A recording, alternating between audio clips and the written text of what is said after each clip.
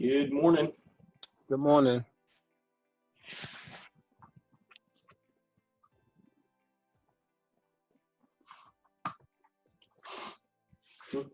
Hope everybody had a good weekend.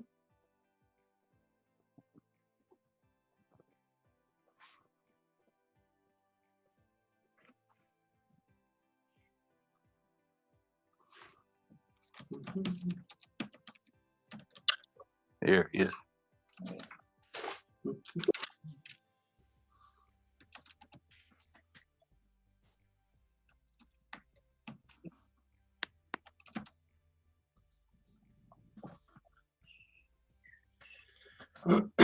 As we're letting everybody else get logged in, is there anything pressing or something somebody wants to talk about this morning?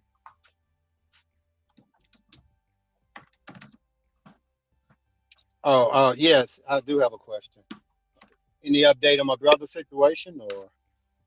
You know what? Gosh, no, I haven't heard anything all weekend, and we even got new clients yesterday. So I apologize, brother. I don't know what's going on with that guy. The last thing I got from him was that he talked to your brother, and then he never responded to me since. So I'm just going to reach out to his team lead. Man, that's frustrating. Because you.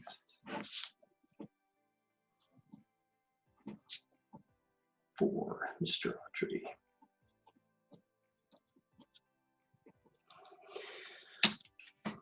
All right. That is definitely frustrating. So.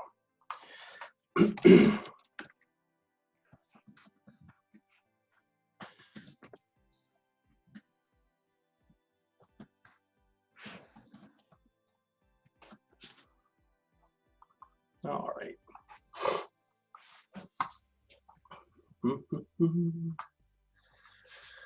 Okay. Just pulling up some other windows. Inundated with emails this morning. We'll get through them. Good morning. Good morning. Good morning. Where is he at there? That is really frustrating. More people are signing in. That's awesome.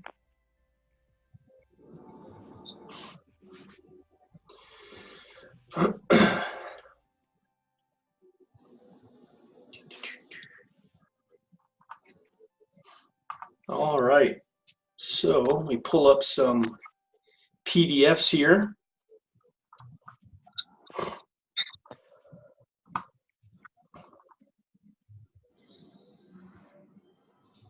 Okay.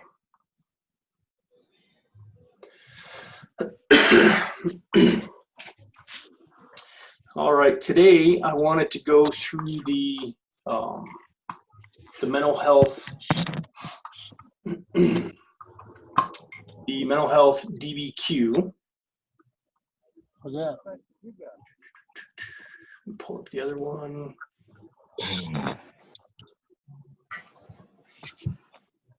46. And we'll cover these in a little bit more detail again. Yeah, the video call thing at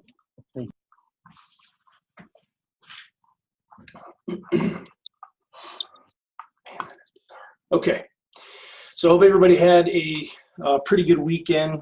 And as soon as we get off this, Reginald, I'm gonna reach out to their team lead on their team and see what's going on. Okay, that's We fine. waited all weekend. I think I gave him enough time. I know he's talking to your brother, or he's talked to him, and I don't know. Well, he's only talked to him one time, Stuart, and that was supposed to have been the strategy call, the initial call. He haven't had any communication with him since then. Okay. That's been over a month ago. Yeah, we need to get him taken care of. That's taking too long, so for sure. But I'll reach out to his team lead. I'll just go that route. That's not a big deal. Let's see. Okay, so I wanted to just cover this morning a little bit over the disability benefits questionnaire. So you take the mental health assessment. A couple days later, we get that DBQ back, and we get your claim submitted, right? And then a few times there's a few of you in the room who've had some pushback, and we're fighting that with the higher level review. And part of what we talked about last week with the higher level review is understanding your DBQ, right? Like what does it say? What does it mean? What are all these things? How do you understand those? So when you get to the higher level review phone call, what do we say at that point, right? So I'm opening up some more stuff here. Okay, so we're going to bounce back and forth between the DBQ and the mental health rating chart. Okay, and the reason is because there's things in the DBQ you want to understand, and then when you look at the rating chart out of the 38 CFR, that'll help you explain or talk about your case if we end up going through the higher level review route. Okay, so obviously the DBQ for PTSD, and then if it's not PTSD, it's another mental disorder. They're really, really similar. There's a lot of similarities between these two. The number's the same. One's a TAC 2 and a TAC 3. Okay, so we're going to go over this one.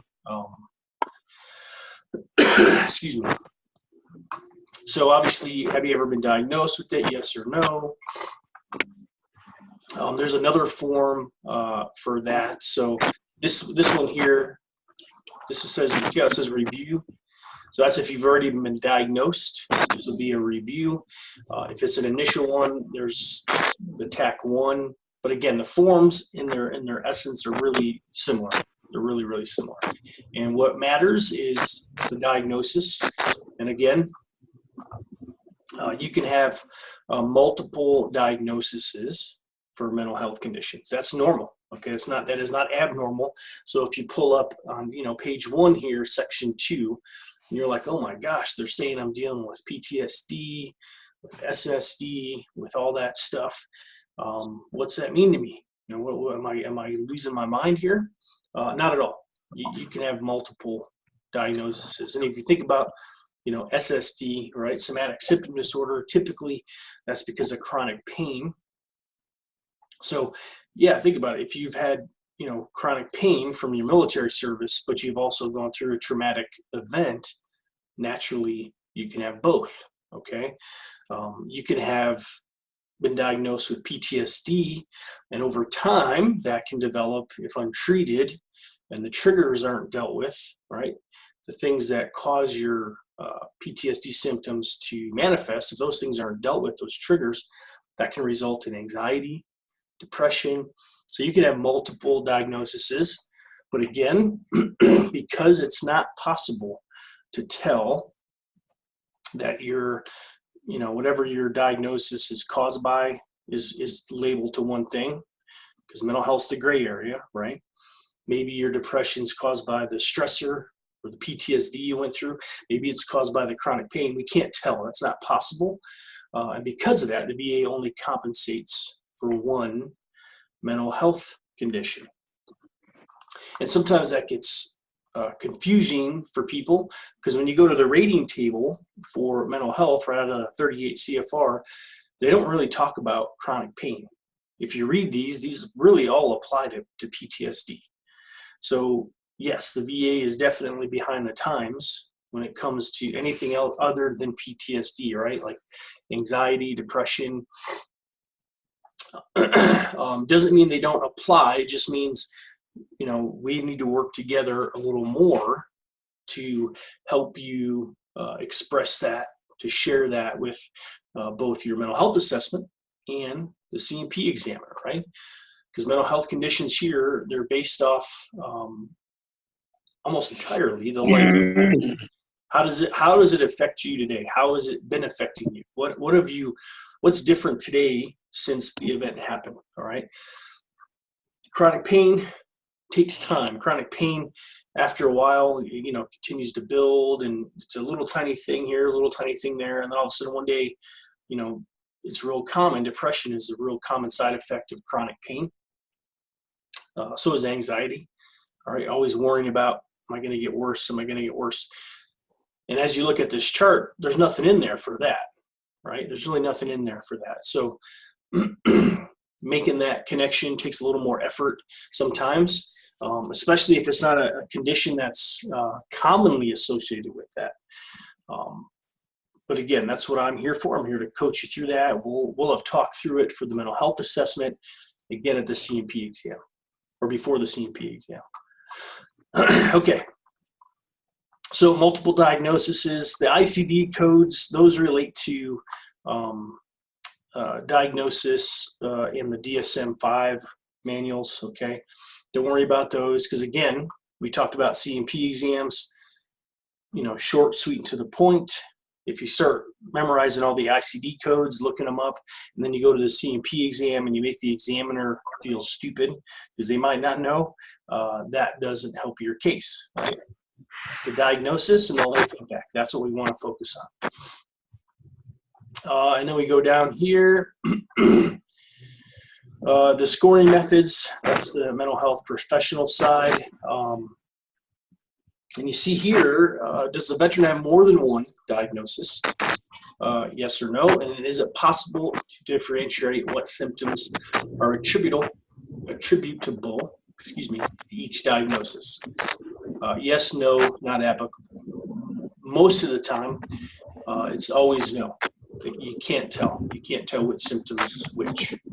All right, which symptom is attributed to which diagnosis, which is why, again, there's only one mental health condition you can be compensated for. The question about TBI comes up because that's important. You can actually scan for and test for TBI through some MRI, CAT scan kind of things. And then again, same question about the diagnosis. And then remember, we go over this quite a bit, and it's because it's important. And this is page 2. And this is where usually I get the most questions back. What does it mean? Okay, so occupational and social impairment. Those are the two things the VA determines compensation based on life impact. So occupational, how does it affect your work? Social, how does it affect your personal life? You don't have to have a major impact in both. It just has, it can just impact one and still be a compensatable condition, okay? And, you know, I know we've had this discussion before with some other people, and maybe some of you in the room were there for that, but, you know, when we deal with certain things,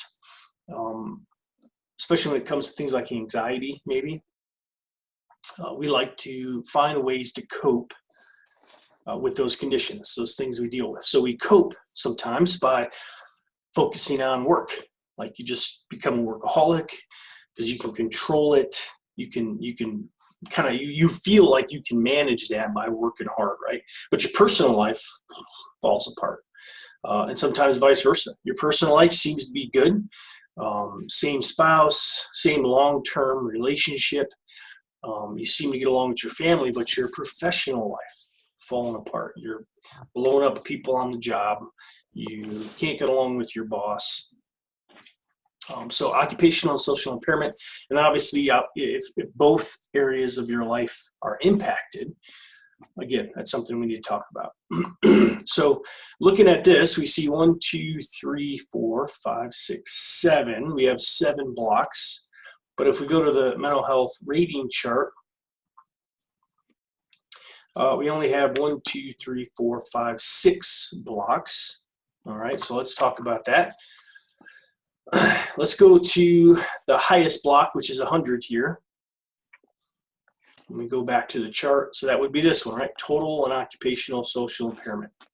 Let's say that's 100. So if that's 100, this would have to be 70, and then 50, 30, 10, and then 0, 0. All right, so that's how they got the extra one. So no mental disorder diagnosis, or mental condition has been formally diagnosed, but the symptoms are not severe enough to interfere with occupational and social functioning or require continuous medication. Going back to the mental health rating chart. Mental condition's been formally diagnosed, but the symptoms are not severe enough to interfere with occupational and social functioning or to require continuous medication. Okay, so this is what the psychologist recommends, or the doctor for your mental health assessment. This is what they recommend that you be rated at based on both your questionnaires you would have filled out and what you shared with them during your video teleconference or your face-to-face assessment. That's their recommendation. Doesn't mean the VA is going to always go with it. As some of us know, Reginald, right? He knows. Doesn't mean the VA is going to go with that. And when they don't, we need to hear those reasons, because most of the time it's wrong. And then sometimes they'll recommend, and we talked to, remember Bob Kennedy last week, he was rated at 100% for his experience in Vietnam, and the VA awarded him 30% overall. So diagnosed at 100%, awarded 30, there's disparity, right? So we're going to higher level review that. That doesn't make any sense. Clearly that's a mistake, okay?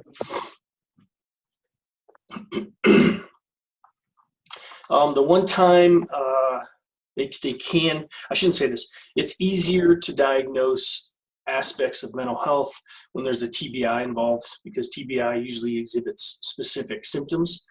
And one of those is, one just from my personal experience with buddies who've been blown up, memory loss. Memory loss is pretty obvious. And if you go to the chart here, let's see here, short and long-term memory. Okay, short and long-term memory. And then again here, let's see, they had it up there, another one. Loss of names of close relatives or own name. Those are all asymptomatic of TBI, okay? And a lot of times when you're friends with somebody who's gone through TBI, there can even be a radical change in their personality.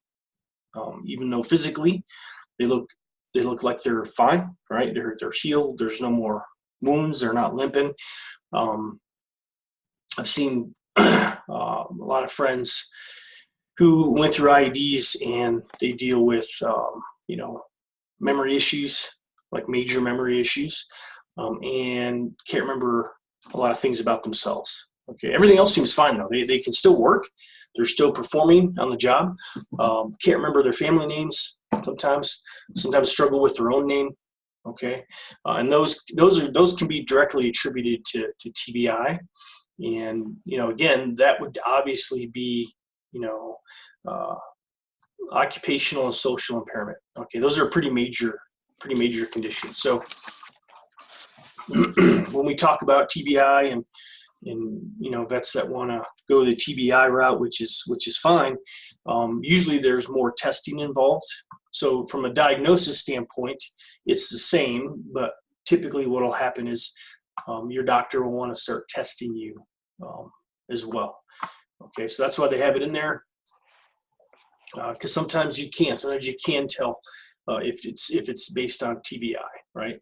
So if you the military is now, and the VA is now going this route where if you were within a certain distance to an IED, if you were unconscious for any length of time, they want you to report it. You got to report it, okay? And then that's how you get on that path for being taken care of for TBI. Because again, they can do brain scans, CAT scans, MRIs. They can actually see the damage. Headaches are a real common secondary with TBI, a physical issue related to that, okay? But I digress. We're going a different path. Let's get back on track here. And if you remember these questions during your assessment, when you fill out the intake, for those of you who did, what's the relevant social family history, occupational educational history?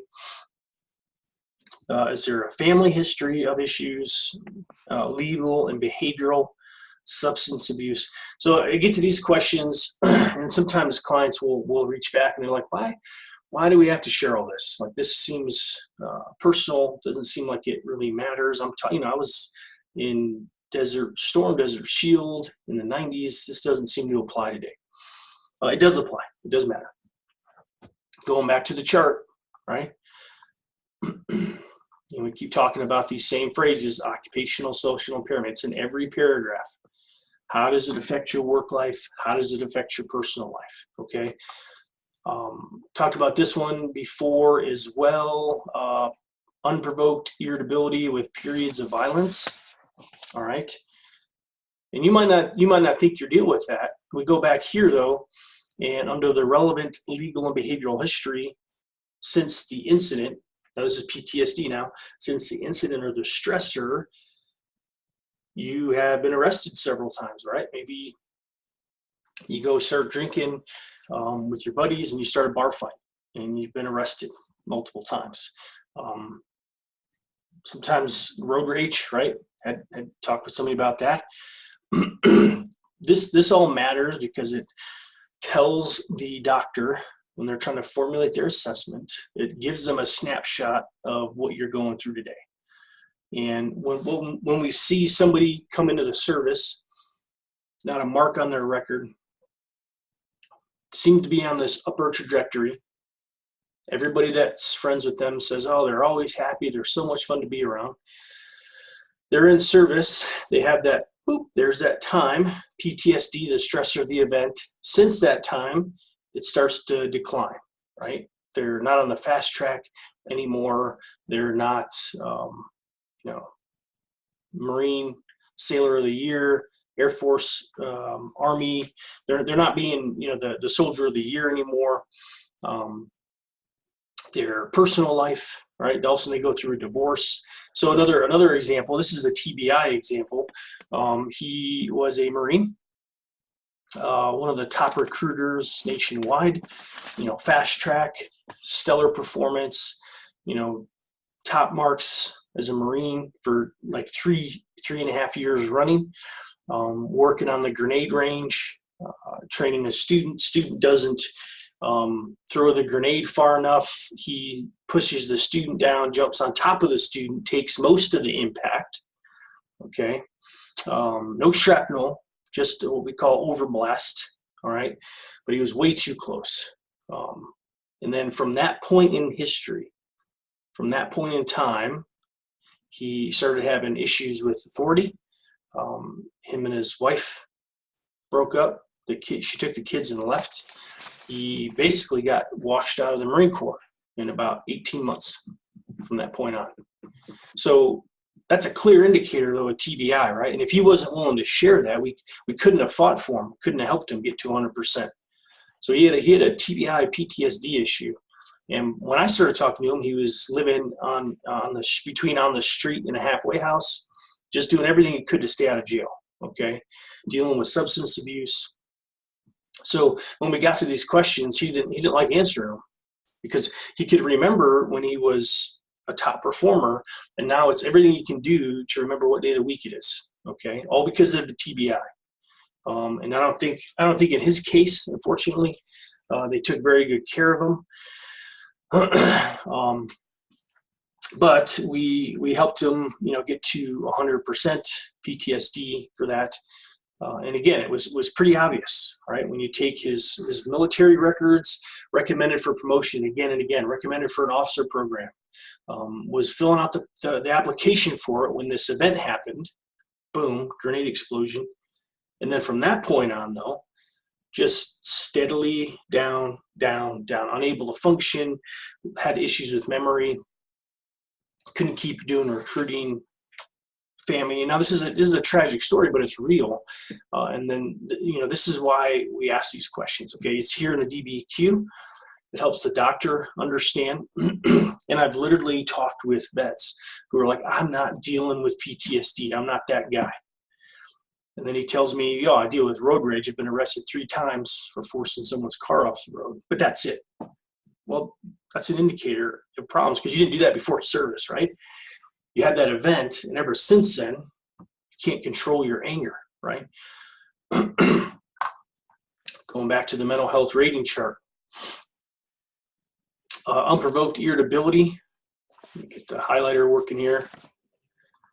unprovoked irritability with periods of violence. It doesn't have to be against somebody, because chances are if you're, being violent against a person, you'll probably have been in jail already, or maybe still be in jail, okay? If you are having a conversation with your spouse and she pushes your buttons and you punch a hole in the wall, that's called unprovoked irritability with a period of violence. That's something you want to share. When you share at the mental health assessment, it's a safe place, with the exception of the mandatory reporting, right? We have to report that. That's just federal law, that protects people. Okay, so that's why they ask these questions.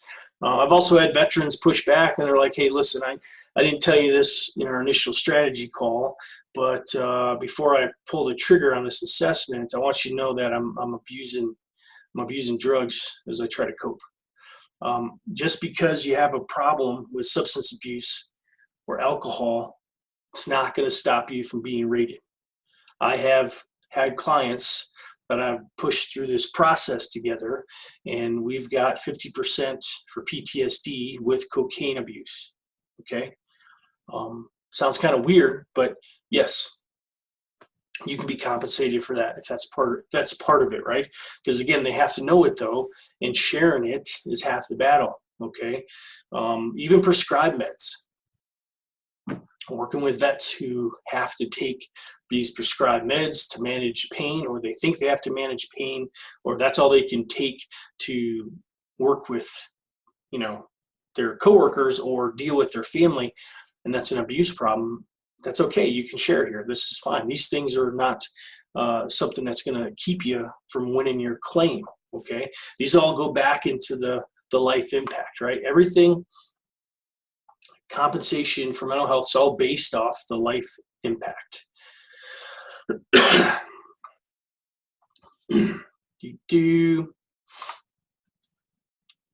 Other events other than the stressor itself, maybe another way to look at these are triggers, right? What are the things that trigger you? Okay, and everybody's a little different. So I've shared my story. Mine's anxiety, and when there's too much noise, and especially if I'm not wearing my hearing aids, my anxiety will start to get triggered, and it has a physiological effect on me.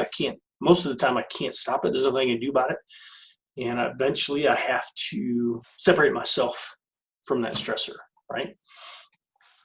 If you find yourself driving, right, you're driving along, and maybe you served in one of the Iraq wars, but you're driving along and you see, a couple trash bags blow across the street, it puts you in that mindset, being back over there in the sandbox, and you're running a convoy, you're worried about IEDs, okay? Severe ones, we call them flashbacks, when you think you're back there again, and you instinctively start doing everything you did to survive then. That's called a trigger. It's an event, a trigger, okay? So when you have those, when you're going through this process, you want to share those flashbacks, because that's a major social or occupational impact, right? Because even if you get through the stressor, physically, you don't hit anybody, right? You're not boxing a car, you're not doing the pit maneuver, right? Because what we were told and given direction on, and we practice it repeatedly, is you never separate convoy integrity, and you can push people off the road. We did the pit maneuver a million times, right? Drivable train, sidewalks, we didn't care. We just never stopped the convoy when you're running personal security details. I can't do that today though, right? I can't take my big Tahoe and get out there, and when I see a bag, I can't go into that mindset. So it's okay if you're dealing with it, but you definitely want to share it, because that's an impact, right? That's a potential social and occupational impairment impact. Okay, and then we come down to this section, and this is where I start to get more questions back. Some of these sound a little intense, especially down to the some of the other issues. We'll get there a little bit. And okay, so we talk about PTSD. There has to be an event or at least one stressor, and there doesn't have to be multiple. It can be just one. It can be multiple. All right. Again, it can be one or more. So if you're talking with the doctor and you're focusing on chronic pain, but you forget to share the event, you'll probably get this one checked off: no exposure to a traumatic event. All right. And if we're going for PTSD, your claim has to stop right there, because if we don't have a traumatic event, we don't have PTSD. All right. We can't file for it. So that's just plain and simple. Now going back to, what is PTSD? Okay, so here, very first one, let me just circle this part. The veteran experienced, witnessed, or was confronted with an event that involved actual or threatened death or serious injury, or a threat to the physical integrity of self or others. Okay, assault, being assaulted coming out of a nightclub. All right, beaten and left unconscious. That's PTSD, right? Being assaulted at work, jump from behind, and these are examples of clients I'm working with. That's PTSD, okay? And there's a response typically in those conditions: intense fear, helplessness, horror. MST, military sexual trauma, obviously falls in those two categories as well, all right? So we got the event we're talking about. Again, you'll share this at the mental health assessment. You have to. I know it's hard. I know this can be rough, but if we just have to share this here and then talk about the life impact of the C&P exam, and we're through it. Okay, we just got to quote unquote punch through it to get it done. Recurrent distressing collections, dreams. That's a big one. Work with a lot of guys who deal with recurrent dreams. Okay, a recurrent dream, just from a mental health perspective, that's an indicator of a trauma event that your brain wants to process. Your brain wants to deal with it. Okay, and that's why it keeps coming up, especially if it's the same dream, if it's the same one. All right. And again, everybody's a little different. And then acting, some of these get a little more serious now. Acting as if the traumatic event was reoccurring. What I was talking about earlier, you're driving, the bag drifts across the road, puts you in that mindset. That's a trigger. Some people, boom, they find themselves back in Iraq. They think they're back in Afghanistan. And they start driving crazy. They act weird. Physiologically, things change. They might not be aware of what's happening. Not meaning that they can't drive anymore, but meaning they're driving like they did in a convoy, okay? Hallucinations, dissociative flashback episodes, even when they're awake or if they are intoxicated. Okay, you're reading these. I know these probably are a little like, well, these are probably intense. Again, everybody copes with trauma a little differently, all right? And these are indicators that, hey, you're dealing with PTSD. Not only do we need to get you compensation, because at this level it's probably starting to affect your work, but we want to get you treatment without you having to pay for it out of pocket, okay? And then, the bottom one is always the easiest. Traumatic events not persistently re-experienced, all right? So that's a low indicator that you're dealing with something. How often you deal with it is actually not important, with a couple exceptions, right? Talking about frequency. So looking at the 70 and 100% category. Let's see here. Let me pull up the annotation. So they say persistent delusions or hallucinations, meaning you're having those regularly. Intermittent ability to perform. And again, most of these are still somewhat subjective, right? Disorientation in time and place. You might not have any issues with that at all until that one day you're driving to a family member's house, you see a busted curb, or maybe you see fresh concrete, and then you see a trash bag float across, okay? All of a sudden, boom, you know, that's a trigger. You're back there, and then you end up getting to some location and you're like, I don't know how I got there, okay? Doesn't say that this has to happen all the time.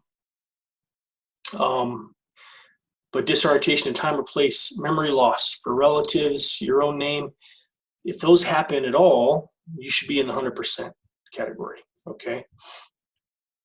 And usually if you're having hallucinations or delusions, you'll have those more often than once. And then, again, there's no frequency for this one. The one that does have frequency are like panic attacks. They talk about them here. So panic attacks more than once a week, right? That's a frequency one. But everything else pretty much, if you're dealing with it once, you should be in that category, all right? There's no frequency associated with it. All right, going back to the chart here, or I'm sorry, the DBQ. And you see here they talk about the DSM-4, and this one, we're on DSM-5 now. Well, the VA is using DSM-5. There's another DSM manual, but they're still not that far ahead. And if you remember these questions here, these are questions off of the assessment form, okay? So these are symptoms, it says of increased arousal not present before the trauma, meaning you're triggered, okay? So physiologically things are different, and these didn't happen before the event. So irritability, outbursts of anger, difficulty concentrating, hypervigilance, that's probably the most common one. An exaggerated startle response, I still deal with that.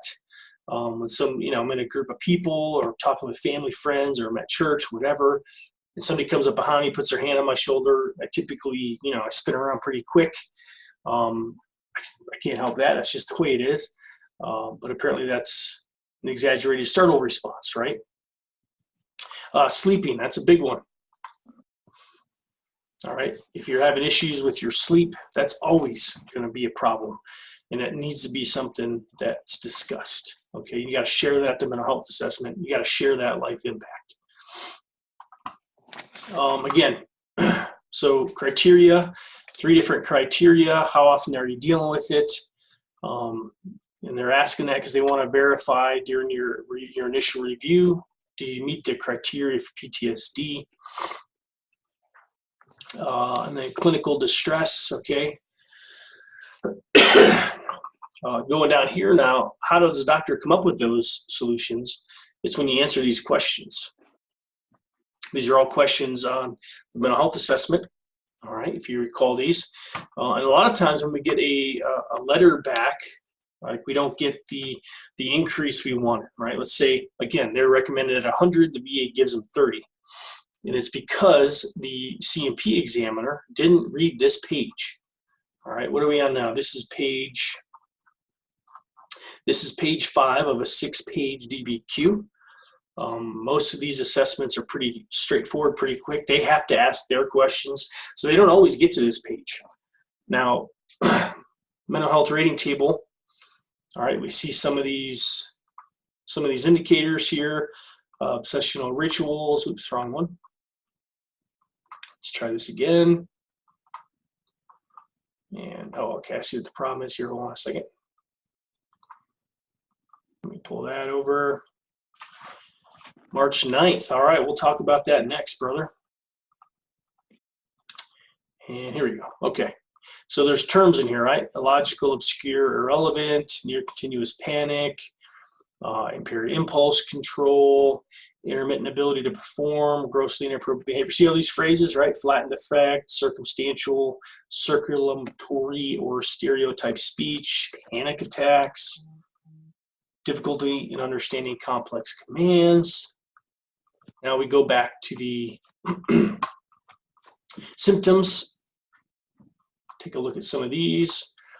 Impairment, short and long-term memory, chronic sleep impairments 1, near continuous panic, panic more than once a week, less than once a week, gross impairment in thought process, impaired abstract thinking, difficulty in understanding complex commands. So when you go through the mental health assessment and you're sharing this with the doctor, you've checked off the list.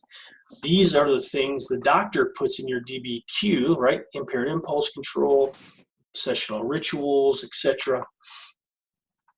These are things in your DBQ that match what the VA needs to know to put you through and base their compensation off of, all right?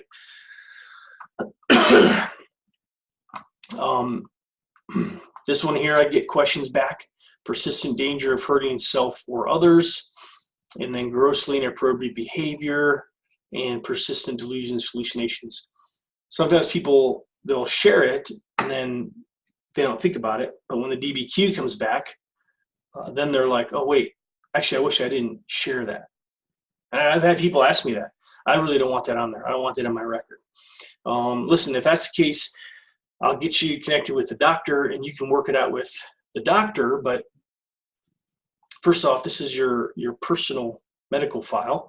Unless you're a police officer, commercial pilot, or a firefighter, there's no reason anybody else would see this record ever. If we are familiar with the VA and how the VA works, chances are they're not going to see this record because they seem to have a lot of issues themselves, right? Just managing our paperwork. And if that's something you're ever concerned about, talk to me afterwards. We can discuss if there's other options for you. So other symptoms attributable to PTSD, yes or no. This is a big one here. Is the veteran capable of managing their financial affairs? And that becomes an issue when people are in the high category, right? 70 to 100% for PTSD, vastly different than being in that category for SSD, all right? So I'm focused on PTSD this morning and learning, reading through your DBQ. If you're ever deemed not capable of managing your financial affairs, the VA calls that term incompetent. And all that means is they would make you get a power of attorney, and basically somebody that you trust, they would sign that power of attorney and they would manage your money. Your disability compensation benefits would be deposited into their account and they would handle your affairs. That's super rare. I haven't had anybody be designated as that, but it's on the list, okay? The only time I dealt with that was when the veteran went through a C&P exam, flipped the table over, lost his temper, and threatened the examiner. And we got it turned around and fixed, okay? So lastly on the DBQ, who's the doctor, right? Got to have a doctor, got to have a national provider ID number, NPI. You got to have a physical address, all right? Their title, that's huge. And then, obviously their name, a way to get a hold of them, okay? And a lot of times, I know this isn't right, but this is what the VA does. The VA looks here at the address. They look at the doctor's address, and they look at your address, and they're like, hey, did you go to Texas or wherever they are? Did you go to see the doctor? Did you go to Colorado? Like, what is this? And you're like, no, actually, we did it remotely. And sometimes, a lot of times, the examiners will throw their hands up and be like, well, that's not valid. No, actually, that's not what the 38 CFR says. It needs to be done for an initial review for PTSD. It must be done by a doctor. It must be done face-to-face. Doesn't have to be an in-person exam. Okay, so this DBQ is still valid. And when we're dealing with appeals, because we don't get the response or the results that we wanted, those are the reasons, right? And I'm working with, Reginald, we're working with him right now. Mr. Kennedy, working with him. Because the same thing, Reginald's was some questions about the DBQ, and then obviously Mr. Kennedy's, he was telling us, they gave him 30 when he's rated at 100. So there's clear disparity, and we'll get those turned around. Okay, Mr. Richard, sir, you're going through a C&P exam coming up here. And again, the C&P exam, that life impact, that's what we're sharing. So you know your stressor, you know the event. what's the life impact? Since that point in time, what's changed? Okay. Yeah, go ahead, sir. Yeah, I just had a question. What do you do if you're in the CMP exam and the CMP examiner does what you just stated, like throw up his hands and say that, the DBQ you got's not worth anything? Do you just don't say anything and just let it go and wait for a high-level review? No, I would absolutely say something. And again, Okay. let me go back to this one here real quick. Let me pull this up. Because again, what I want to do with these morning sessions is make sure that you, as the veteran, you know what's going on, right? This is your exam. It's not the VA's exam. It's just your exam. So when you're going through the exam, and let's say the examiner does that, they're like, "Hey, what's this about?" This is the big one here. This is where it comes up. And if I can pull it up here, well, I'm having some issues with this one. But number 4, be polite. Be polite, be polite. And just share with them, well, actually, out of the 38 CFR, the requirement is you must be a board certified doctor, and it has to be face-to-face, not in person.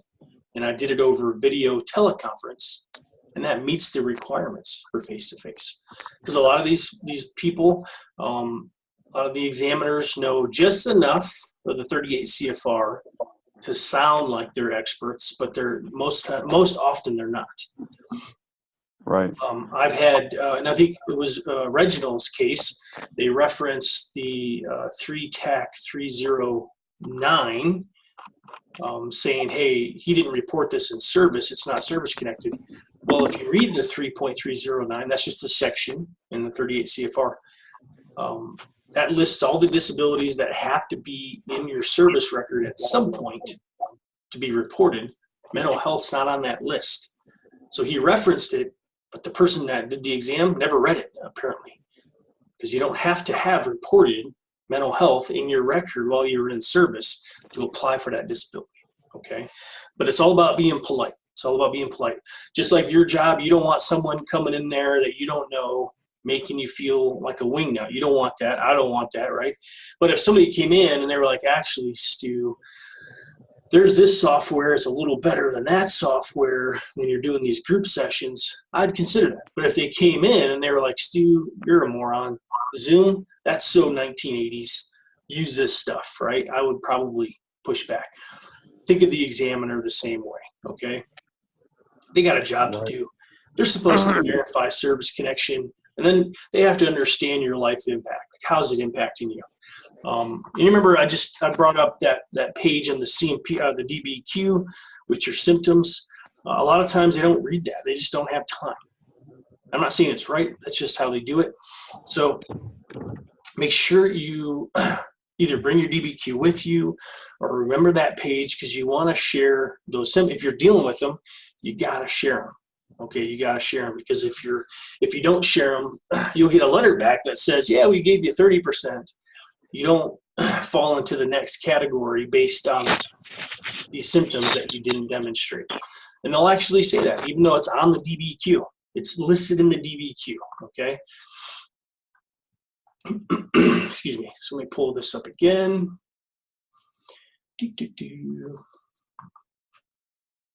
And specifically, what I'm talking about is this one. These symptoms. So this is typically the page the examiner doesn't look at. They're supposed to ask you questions based on what they call the PCL5, that's the PTSD screening. Yeah, absolutely can. Let me write it down.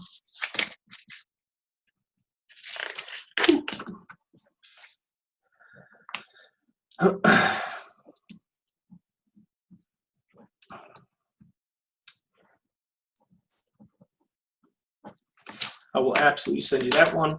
But these symptoms, right? If you're dealing with any of these symptoms, make sure you bring it up at the CMP exam, okay? I've had some clients go through CMP exams where the examiner is just rude and they're like, this, I'm going to ask the questions. You don't have anything to say, so on and so forth. Let me know if that happens. Okay. We can, yeah, make a list. You can absolutely make a list. This is your CMP exam. You can look at your notes. Somebody else, if you remember Julia last week, she's prepping for her CMP exam. Her sister helps her. Her sister's her caregiver, and her sister sat in at both the mental health assessment and plans to sit in at the CMP exam, and you can do that. That's okay. All right. If you have somebody, a friend, a buddy, family member, if you need that, you can bring them. You can absolutely bring notes. You can do that as well. Okay. Yes, sir. Mr. Laura. Yes, sir. Just wanted to share my CMP exam.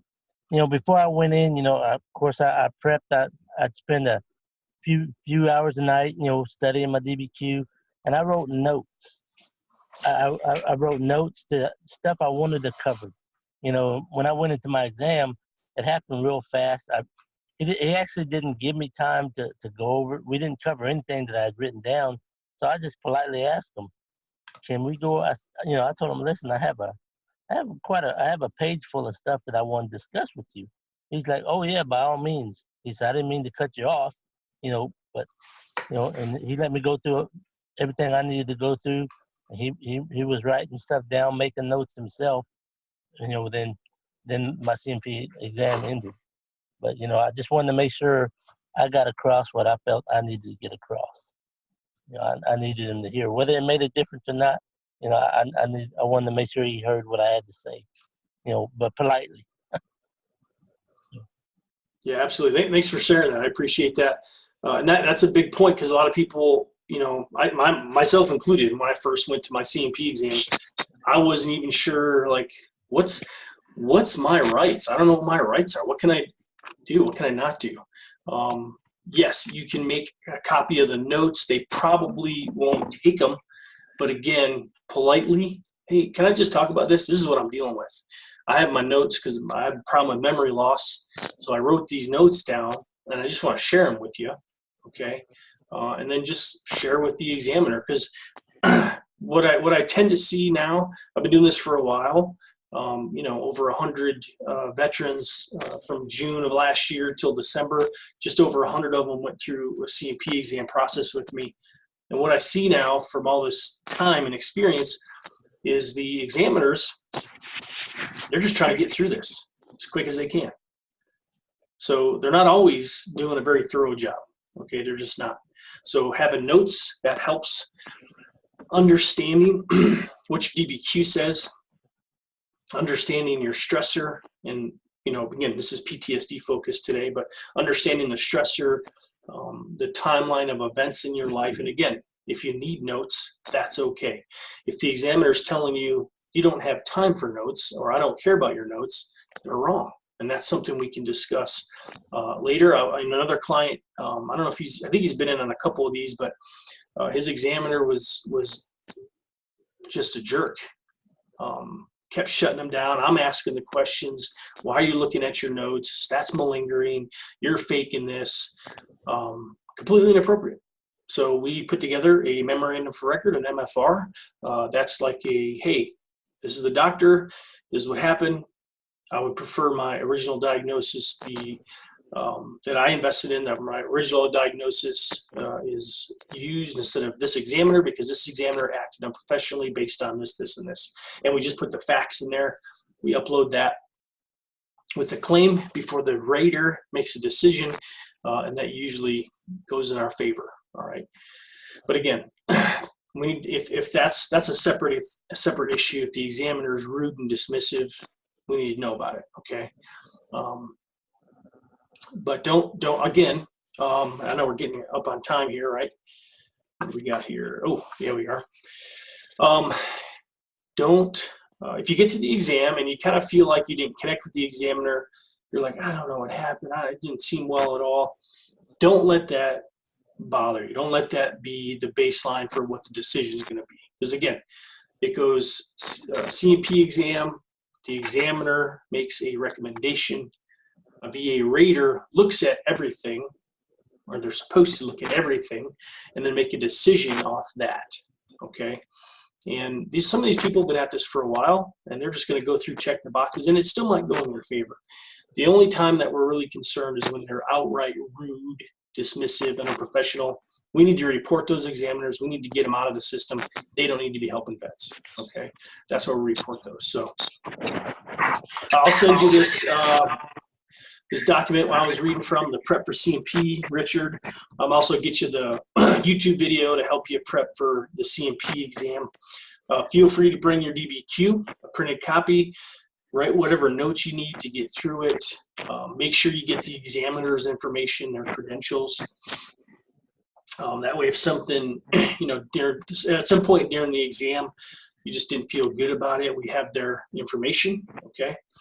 And we can address that. But you can also look them up on open source. You can take their information, look them up on Google, see if other vets have complained about them, and that sometimes will help you prepare as well. So if it's a contracted examiner, you would have gotten a letter.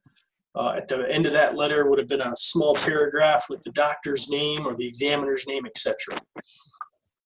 Yes, sir. You have a question? Yeah, just real quick. How would you find out who your doctor's going to be? Because it wasn't in my letter that I got from the CMP, or at least I don't think it was. Okay, so do you know if you're going to the VA or are you doing a contracted doctor? I can grab the letter real quick. Or Yeah. I can send you a copy of it. Yeah, send me a copy, and we could talk it over there because I know we're getting a little close on time. If it's a VA doctor, if the VA is having you go to the VA, I know, right? It's a little double statement there. But if you're required to go to the VA for your CMP exam, you typically won't know who the doctor is until the day of. And at that point, hey, can I just get a copy of your business card, or can I get your business card? You can ask for it right there. What I've seen though, if they're sending you out to one of the contractors like VES, LHI, they'll typically have sent a letter. At the very end of the letter, there's a paragraph at the bottom, and that'll have the examiner's name, what their specialties are. But yeah, I must be going to I'm going to the Fayetteville, North Carolina VA facility. Okay. Yeah, it's probably not gonna have any information in your letter. If you want, I'll take a look at it still. But when you get in there, introduce yourself to the doctor, ask for their business card, and then jump right into the CMP exam. Okay. Okay, sir. All right, brother. Anybody else have anything, questions, comments, concerns before we wrap up for this morning? Hey, sir, this is Rich.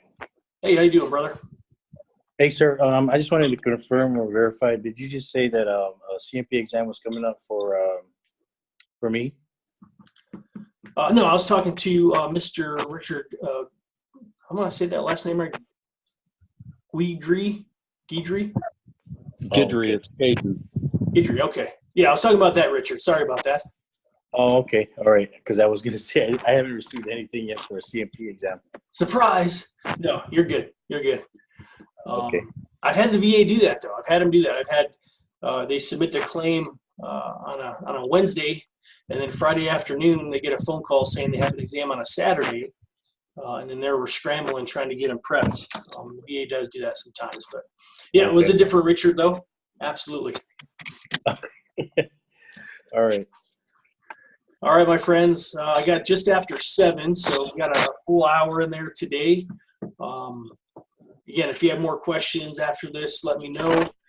Reginald and Richard, I'm going to get your guys' info to you. And, Yes, sir. Reginald, I'm bumping you to the top of the list. Again, shouldn't be taking this long, so I'll let you have this answer in the next couple hours. All right, brother? All right. Okay. Thank you, sir. All righty. Okay. For now, y'all day. have a good rest of your day, and tomorrow will be Tuesday, so I'll be on at 12 p.m. Mountain Standard Time.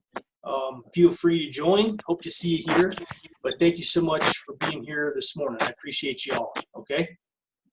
Thank you. Bye.